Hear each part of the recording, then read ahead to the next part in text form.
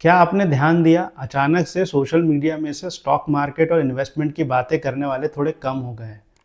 Financial freedom और SIP की बातें भी कम ही हो रही है। और अभी आप सब जब अपने इन्वेस्टमेंट या एसआईपी के पोर्टफोलियो देख रहे होंगे तो आपको लग रहा होगा कि ये तो बढ़ ही नहीं रहा है। पिछले एक साल में निफ्टी और सेंसेक्स जैसे इंडाइसेस ने लगभग 1.5 से 2% का रिटर्न दिया है। और मिड कैप या स्मॉल कैप भी बुरी तरह अंडर परफॉर्म कर रहे हैं। जो लोग मार्केट को काफ़ी सालों से ऑब्जर्व कर रहे हैं उनके लिए तो ये कोई बड़ी बात नहीं है। बट ये रेंज बाउंड मार्केट को देखने की आदत शायद बहुत लोगों की नहीं है, जो या तो नए इन्वेस्टर है या जिन्होंने मार्केट को सिर्फ कोविड के बाद से ही ऑब्जर्व करना शुरू किया है। क्योंकि जिस तेज़ी से मार्केट कोविड के बाद बढ़ा है, लोगों को आदत ही नहीं है इतने लो रिटर्न्स की। इन्वेस्टमेंट या वेल्थ क्रिएशन किसी भी एसेट क्लास में हो, फिर चाहे वो स्टॉक मार्केट में हो या प्रॉपर्टी में, इन सब में एक ही टाइप की साइकोलॉजी काम करती है जो आपको सक्सेसफुल इन्वेस्टर बनाने में हेल्प करती है। हेलो दोस्तों, आज हम डिस्कस करने वाले हैं एक ऐसी अंडरस्टैंडिंग के बारे में जो किसी भी नॉलेज और एक्सपीरियंस से ऊपर है। साइकोलॉजी ऑफ वेल्थ क्रिएशन वो समझ है जो आपकी इन्वेस्टमेंट जर्नी का सबसे इम्पॉर्टेंट हिस्सा है। क्योंकि आप कितनी ही पढ़ाई कर लें, आप सारे फंडामेंटल और टेक्निकल एनालिसिस भले ही सीख चुके हो, लेकिन यदि आपने इन्वेस्टमेंट के पीछे की साइकोलॉजी को समझ के एक्शन लेना नहीं सीखा, तो फिर आपको हर एसेट क्लास या तो स्कैम लगेगी या फिर आप इसमें कभी नहीं पढ़ना चाहेंगे। अब हम कोशिश करेंगे इसे समझने की, लेकिन जैसे मैंने कहा, इसके पीछे की साइकोलॉजी को समझ के एक्शन लेना, इसमें जो दूसरा पार्ट है एक्शन लेने वाला, ये ओवरनाइट नहीं आता है। और इसके लिए आपको प्रैक्टिस करनी होती है to build that mindset over the years. मैंने कोशिश की है कि आपको इस वीडियो में एक अलग पर्सपेक्टिव जानने को मिले जिसके बारे में ज़्यादा बात नहीं होती है। और आप अपनी लाइफ में वेल्थ क्रिएट करना चाहते हैं तो ये आपकी विजडम को एक लेवल ऊपर ले जाए।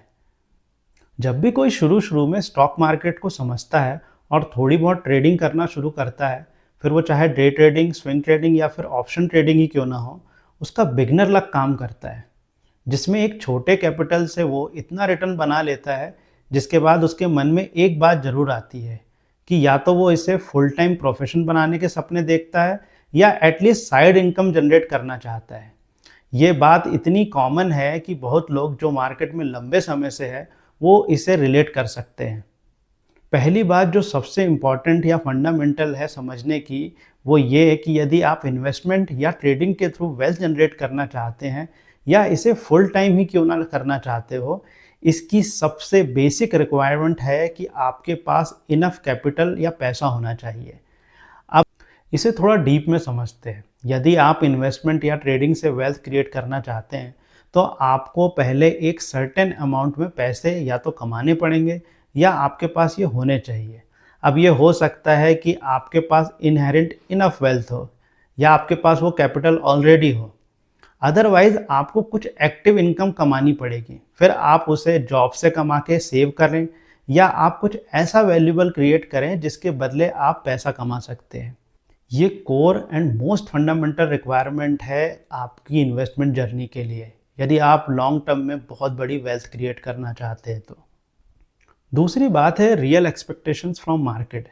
इसका मतलब ये है कि आप मार्केट से किस तरह के रिटर्न की एक्सपेक्टेशन करते हैं। एग्जाम्पल के तौर पे यदि आप 1 लाख की इन्वेस्टमेंट करके सोचेंगे कि आप हर महीने 5,000 इनकम कमा लेंगे, तो ये क्लोजली इम्पॉसिबल है। अब आपके रिटर्न का सीधा रिलेशन है आपके कैपिटल से, यानी आप जितना ज़्यादा कैपिटल लेके मार्केट में स्किलफुली इन्वेस्ट या ट्रेड करेंगे, उसी रेशो में आपको रियलिस्टिक रिटर्न मिलेंगे। कितने मिलेंगे ये आपकी स्किल्स और अदर साइकोलॉजिकल फैक्टर पर डिपेंड करेगा। अब थोड़ा समझते हैं कि क्यों आपके पास सर्टेन कैपिटल होना चाहिए या फिर आपको पहले सर्टेन अमाउंट में पैसे क्यों कमाने चाहिए। आपने कभी सोचा है कि आप जिस कंपनी या स्टार्टअप में पैसे इन्वेस्ट करते हैं वो कैसे पैसे कमा रहे हैं? क्या वो भी अपनी मंथली इनकम कमाने के लिए किसी और कंपनी में इन्वेस्ट कर रहे हैं? वो लोग एक्चुअली में रियल वैल्यू जनरेट करते हैं जिससे उन्हें पैसे मिलते हैं। एग्जाम्पल के तौर पे एक गाड़ी बनाने वाली कंपनियां गाड़ी बेच के अर्निंग करती है। इसी तरह कोई डिलीवरी ऐप आपको सर्विस प्रोवाइड कर रहा है और आप उसके बदले में उन्हें पैसे दे रहे हैं।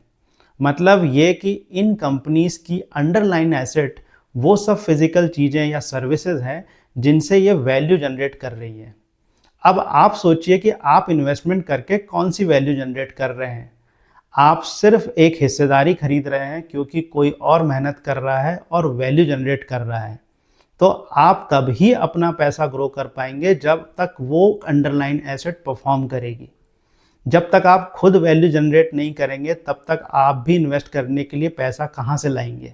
तो पहली शर्त है कि या तो आपके पास ऑलरेडी पैसे या वेल्थ हो जिसको आप सही कंपनीज में पैसा लगा सके, या फिर आपको पहले सर्टेन अमाउंट में पैसा अर्न करना पड़ेगा। तो यहाँ आपकी अंडरलाइन एसेट आपका पैसा कमाने की स्किल्स या आपकी कैपेसिटी है वैल्यू जनरेट करने की, जिसको सेल करके आप पैसा कमाते हैं। यदि आप इस बात को समझते हैं तो ये आपको किसी भी स्टॉक के बिजनेस को समझने में हेल्प करेगी और आप अनएक्सपेक्टेड रिटर्न कमाने वाले थॉट प्रोसेस से बाहर आ पाएंगे। तीसरी बात है आप कितने स्किलफुल हैं। तो अब यदि आपके पास इनफ कैपिटल या पैसे हैं तो दूसरी सबसे इम्पॉर्टेंट चीज़ आती है स्किल और नॉलेज की।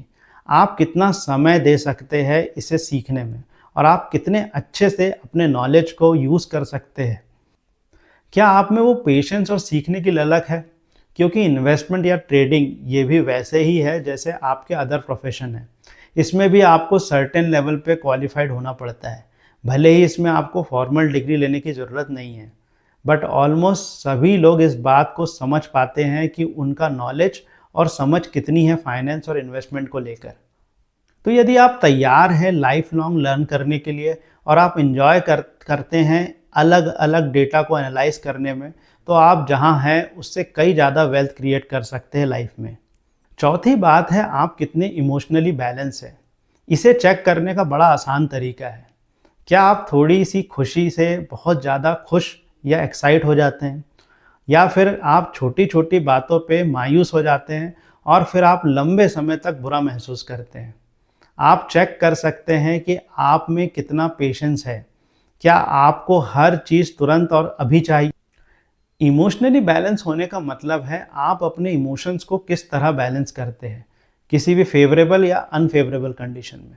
क्योंकि ऐसा नहीं है कि जो लोग इमोशनली स्ट्रांग है वो लोगों को दुख नहीं होता है या फ़र्क नहीं पड़ता है। उनको भी उतना ही दुख या खुशी हो सकती है अलग अलग सिचुएशंस पे, बट वो कितनी जल्दी उस इमोशनल कंडीशन से बाहर आ जाते हैं ये उन्हें बेटर बनाता है। क्योंकि जब आप बड़े कैपिटल के साथ इन्वेस्टमेंट या ट्रेडिंग करेंगे तो ये आपको एक्सट्रीम लेवल के इमोशनल स्विंग्स देगी और यहीं पर आपकी इमोशंस को हैंडल करने की कैपेसिटी काम आएगी। आपको वो पेशेंस और इमोशनल बैलेंस की ज़रूरत है यदि आप वेल्थ क्रिएट करना चाहते हैं। वॉरेन बफेट कहते हैं कि पूरी दुनिया का मार्केट डिज़ाइन ही इस तरह हुआ है कि वो एक इम्पेशेंट आदमी का पैसा पेशेंट आदमी को ट्रांसफ़र करना चाहता है। यदि आप इन इमोशंस को संभालने के काबिल बन गए हैं तो आप इस गेम में आगे बढ़ रहे हैं। पांचवी और आखिरी बात, और वो ये कि आप अपनी लाइफ में कितने स्पिरिचुअल हैं। अब हो सकता है ये बात कई लोगों को समझ ना आए, बट वेल्थ क्रिएशन का बहुत गहरा संबंध है स्पिरिचुअलिटी से। असल में जो सब कुछ खोने को तैयार है वही सब कुछ पाने की काबिलियत रखता है। अब ये बात बहुत पीक लेवल की स्पिरिचुअलिटी हो सकती है, लेकिन आपको सर्टेन लेवल पे स्पिरिचुअलिटी आपकी वेल्थ क्रिएशन जर्नी में एक बहुत अहम हिस्सा है। इसीलिए आप नोटिस कर सकते हैं कि दुनिया के सबसे बड़े इन्वेस्टर और कंपनीज के फाउंडर आपको स्पिरिचुअल या फिलॉसफिकल बातें करते नजर आएंगे। फिर आप कहेंगे कि पैसा कमाने के बाद सब फिलॉसफी की बातें करते हैं, बट मैं कहूँगा ये बात थोड़ी गलत है। असल में वो लोग पहले से ही स्पिरिचुअल हो सकते हैं, आप उनकी बात सुनते ही उनके सक्सेसफुल होने के बाद है। और ये बात भी इम्पॉर्टेंट है कि मेजॉरिटी ऑफ लोगों में स्पिरिचुअलिटी की समझ तब तक नहीं आ पाती है जब तक कि वो सर्टेन लेवल पर मटेरियलिस्टिक गेन नहीं करते हैं। तो स्पिरिचुअलिटी आपको सही मायने में हेल्प करती है उस ह्यूज वेल्थ को संभालने में और एक पर्पस देती है कि उसे सही तरीके से यूटिलाइज कैसे किया जाए। बस इसीलिए स्पिरिचुअलिटी एक इम्पॉर्टेंट हिस्सा है आपकी वेल्थ क्रिएशन में। आई होप कि आपको आज के हमारे डिस्कशन में कुछ वैल्यूबल जानने को मिला होगा। आप मेरे और भी पर्सनल फाइनेंस की साइकोलॉजी से जुड़े हुए वीडियो देख सकते हैं इस चैनल पे। प्लीज़ मैं आपसे फिर मिलूंगा एक नए वीडियो के साथ। तब तक के लिए कीप ग्रोइंग, कीप थ्राइविंग।